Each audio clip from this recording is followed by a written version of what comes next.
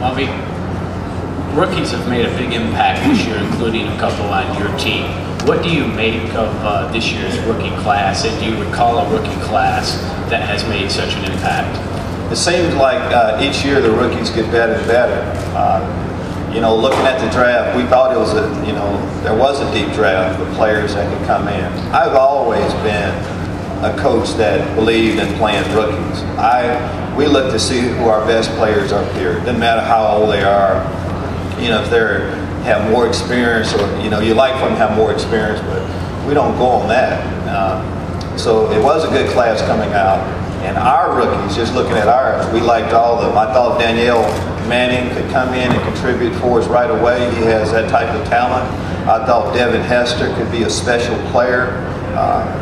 Other players on our roster, even Dusty Dvorak, a couple of other guys where injuries hurt them a little bit. We had faith in them too.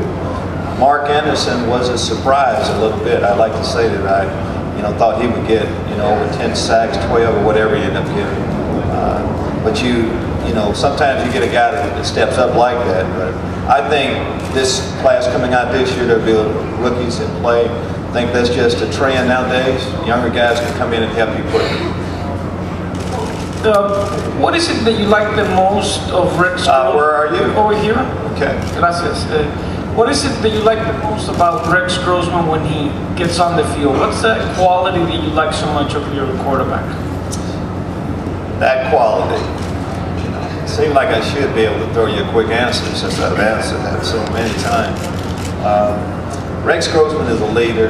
I trust him with our football team as much as anything.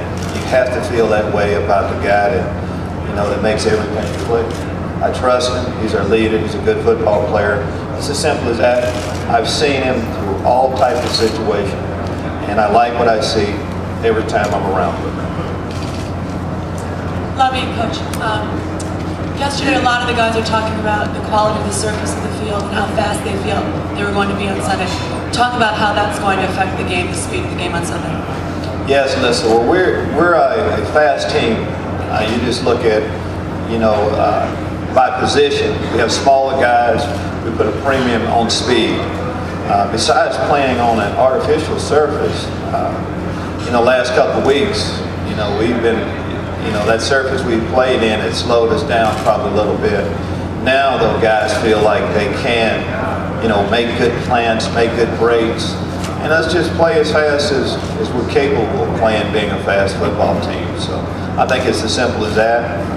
Started with the practice fields at the University of Miami. Of course, the guys had a chance to get on the turf a little bit yesterday at the stadium, and we'll have a short practice Saturday morning on. Coach Alex Flanagan over to your left. So much talk this week has focused on keeping things as normal as possible. Up until this point, how normal have things been for you and your team? Well, for the most part, they've been fairly normal, Alex. Normally Tuesday is off day for our players. Monday, we've done a combination of things, and they're at our facility for a period of time, and then they're on their own. So for the most part, besides, talking to a lot more of you, it's been a fairly normal week for us.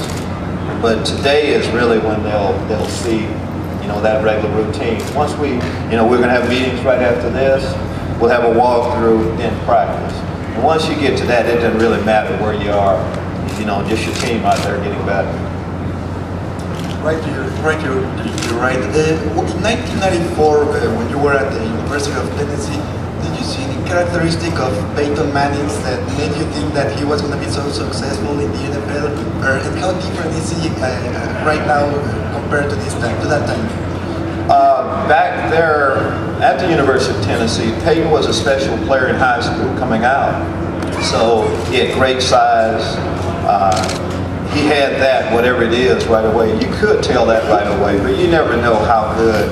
Whether the player would just end up being a great college player, good college player, whatever, but you could tell that there was something about Peyton, and he knew about his family. And then during the first year, he played as a true freshman. So going through that, if you're playing as a true freshman at the University of Tennessee, there's a chance, that you might have a career a little bit later on.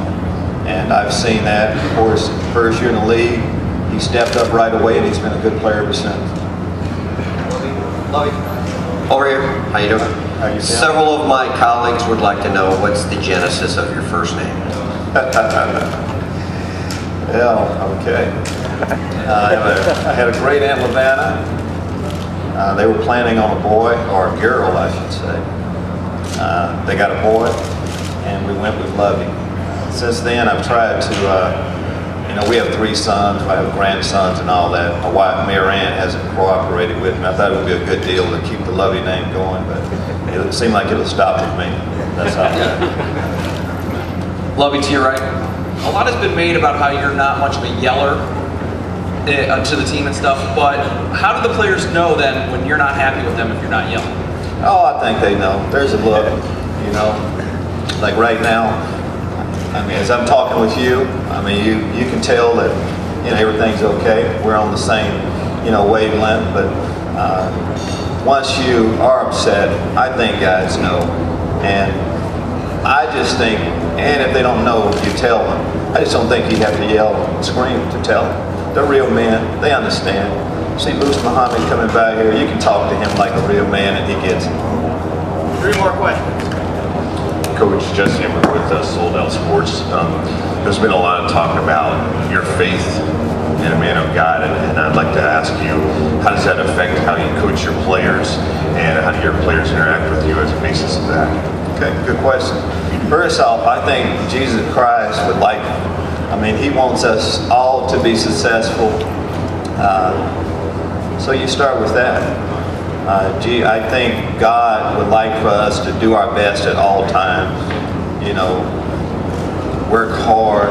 All those things we preach just as a coach, I think that's what He would like. He would like for us to treat people a certain way. We try to treat our players a certain way. I think it just starts with that. But and as much as anything, I would like for guys to just see that on a day-to-day basis and have trust, faith, and love each other, and then you never know where you might end up. You might end up here at the Super Bowl. Coach, one other question about the offensive philosophies of both teams. Both teams feature a 2-back system, and it seems to be more in vogue around the league. You see more teams using more of that. What are the benefits of doing that, and how difficult is that as a coach to manage guys who obviously want more carries throughout a game? Yes, we do see more teams using 2 running backs now. For us, we have a physical style of ball. We have a fullback most of the time. We run your typical 2-back plays. I'm talking ISOs and plays that, during the course of a season will take its toll on you. So you start off with that.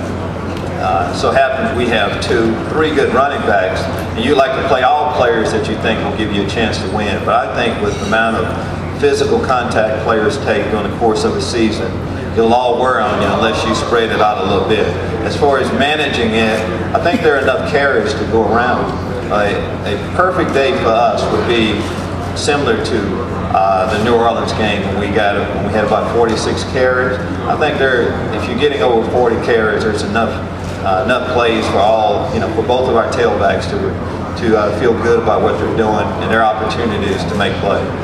Last question. Coach, back over to your left.